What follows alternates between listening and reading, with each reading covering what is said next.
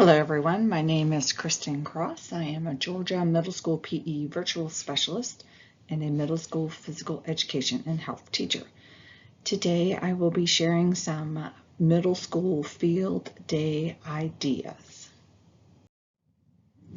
Over the next two presentations, I will be covering the following field day ideas: an Olympic or other theme style, which is a week long; a traditional field day in which you would have 1 day per grade level; and then a fun/field day, which is 1 day total.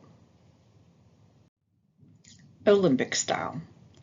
This type of field day is typically held during a connections or specialist class periods as to not interfere with academic classes. A lot of us physical education teachers know that towards the end of the year, when our field days usually occur, our teachers are very hesitant about missing academic time with their students. During this type of field day, all the connection teachers and support staff are responsible for supervising and running a session each day. All 3 grade levels participate each of these days. Typically, the grade levels are split between 3 different countries, or again, whatever type of theme that you would like to go with. For example, Mexico, Morocco, and Italy. And you'll have each country participating in several events throughout the week.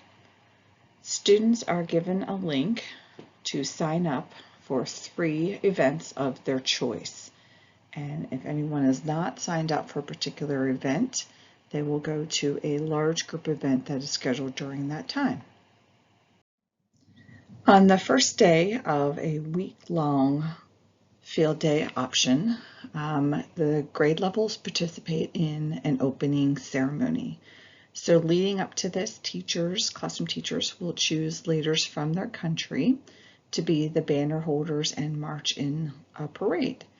You would have students decorate the banners throughout the week leading up, and they can also dress in some native culture outfits. The hallways are typically decorated, as well as the signs, flags, and other decor to match the country. Music programs, if wanted, can also participate by having students perform anthems during the opening ceremonies from the country's representative. So a great way to integrate your band, orchestra, and chorus. Once the opening ceremonies are over, the students will then participate in large group games in multiple areas. So some examples of these large group games include crab soccer and 3-way giant volleyball. So on day 2, this is what a schedule would look like. You would have the different options of what's going on for the day, how many students are involved, and then where the activity is. And so you can see from the first event, you have indoor soccer, you have 12 co-ed, so that means you'd have 2 teams, 6-on-6, and you would play it in the big gym or whatever area that you would like.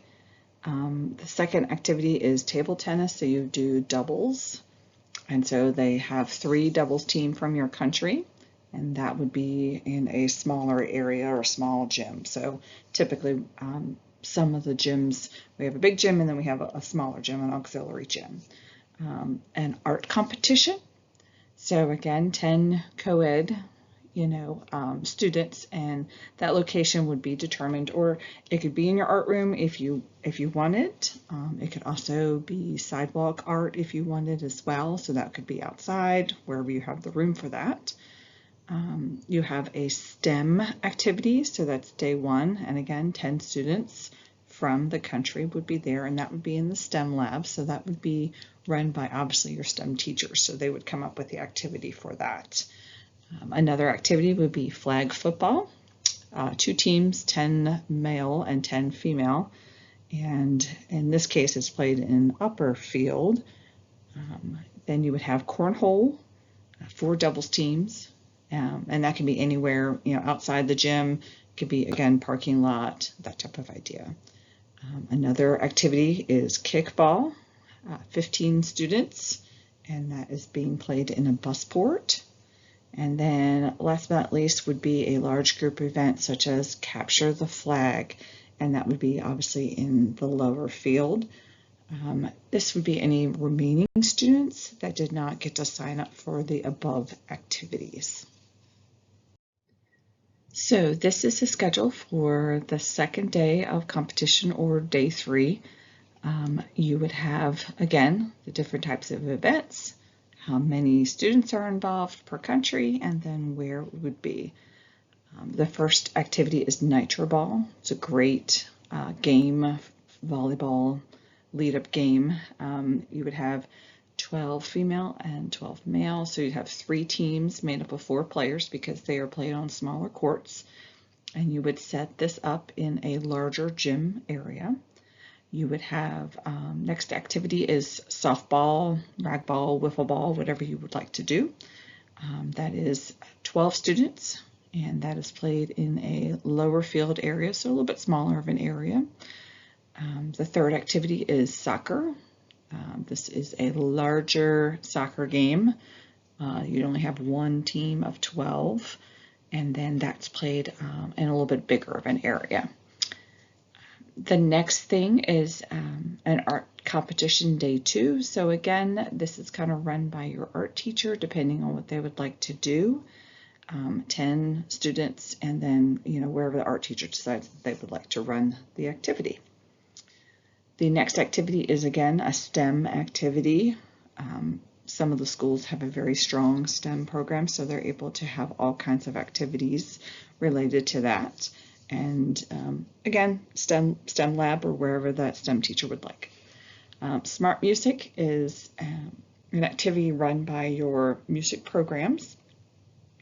So in this case, it was 10 students, and it was located in the band rooms. They would make a competition out of that. The last activity for this day would be kickball. Again, that large group event with any remaining students. And again, that's going to be in the biggest spot because you probably have the most students there. So again, this is the third day of competition, I guess, on a Wednesday. And these are the different activities that you could offer, and then how many students per country. So this is for day 3 of competition, or the Thursday of the week. And again, activities listed, how many, and then where. Obviously, for volleyball, it would be 12 female, 12 males, and then that is in your bigger gym. Foursquare is set up in a smaller area, smaller gym. Could also be outside if you have that capability. And you're taking 12 female and 12 males from the country.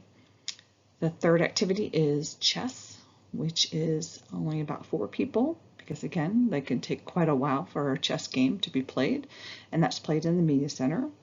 The next activity was a Minecraft activity, 10 students, and that is in a computer lab. Another activity would be Name That Tune, and that is run by your music teachers in the music room, so 10 students. We had a game night, so about 8 students, and that was being done in an art room. Another activity is your school's idol, depending on how many students sign up and the interest, and then that would be in the chorus room.